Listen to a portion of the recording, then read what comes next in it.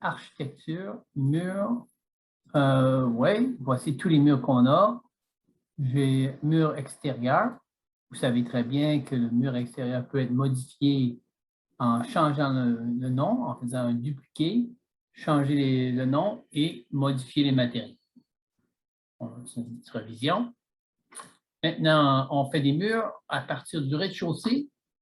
C'est la contrainte inférieure rez-de-chaussée, la contrainte supérieure jusqu'au niveau de l'étage.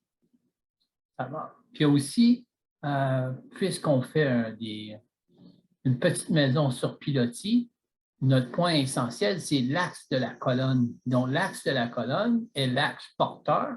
Donc, ici, assurez-vous d'avoir l'axe porteur parce que ça va être tout aligné. Je commence. Je clique le centre, il faut que je me rapproche. OK, j'ai le point d'intersection. Si je vais dans cette direction-là, j'ai un fini mon isolant à l'extérieur. Si je vais dans cette direction-là, l'isolant est à l'intérieur. Si je veux, je peux aller dans cette direction-là, puis cliquer sur l'espace, puis ça le change. Ça change l'espace. Mais je vais simplement aller dans une direction et je fais le tour sur chaque axe.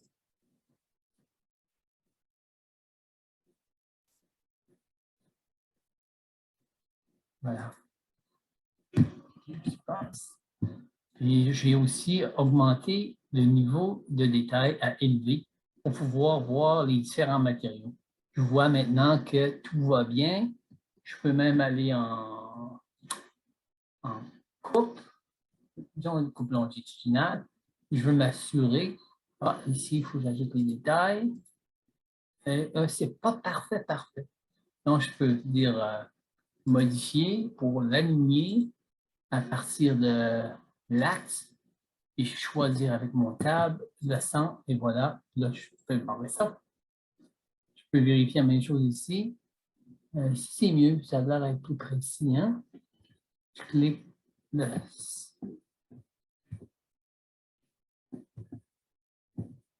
Ouais, celui-là, il est bon. Celui-là, il est bon ici.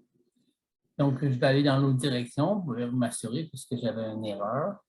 Lui, il semble pas mal précis. Lui, il est aussi précis. D'accord.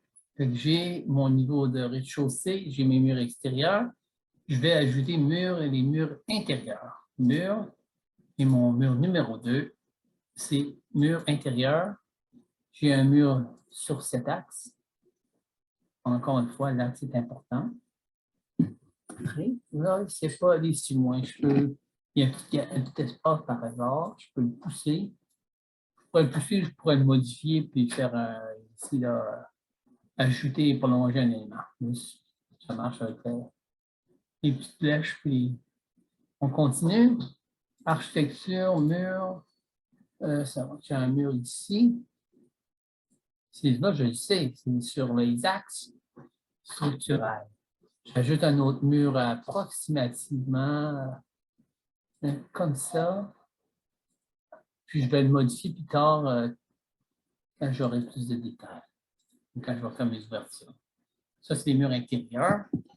Et les murs intérieurs aussi étaient du niveau du rez-de-chaussée au niveau de l'étage, comme contrainte de base, contrainte supérieure. Maintenant, je vais à l'étage et je vais faire mes murs extérieurs. Murs extérieurs. Et ma contrainte ici de l'étage à la toiture. Puis je mets mon axe portant encore, là, ça va encore beaucoup mieux. Oh, j'ai le mauvais mur. J'ai élevé, pas le mur intérieur, mais le mur extérieur, de l'axe à l'axe et de l'axe à l'axe. On dirait que j'ai des petites erreurs encore une fois. Je vais vérifier ça en coupe. Je vais aller vérifier la coupe longitudinale. Celle-là, je veux m'assurer, modifier, aligner l'axe là et la centrale porteur.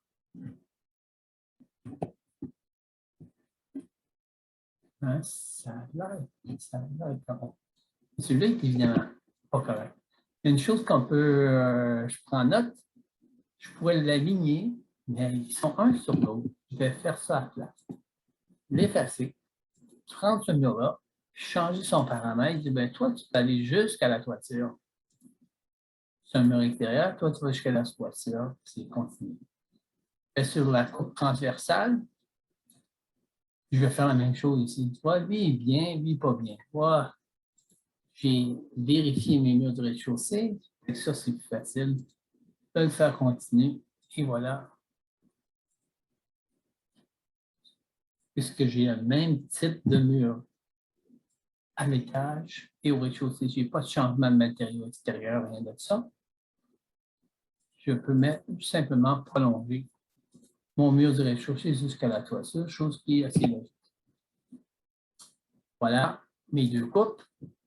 Ça marche. J'ai mes murs extérieurs. Oh, j'ai oublié mes murs intérieurs à l'étage.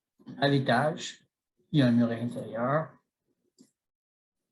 Dans mon cas, il y a un mur intérieur qui peut être aussi vérifié juste pour voir c'est quoi mon mur intérieur. C'est simplement un mur de 2 par 4 avec un demi-pouce de plâtre chaque côté. Voilà, tout est correct. Je mets un mur approximativement ici. C'est mon garde-robe. Voilà pour les murs.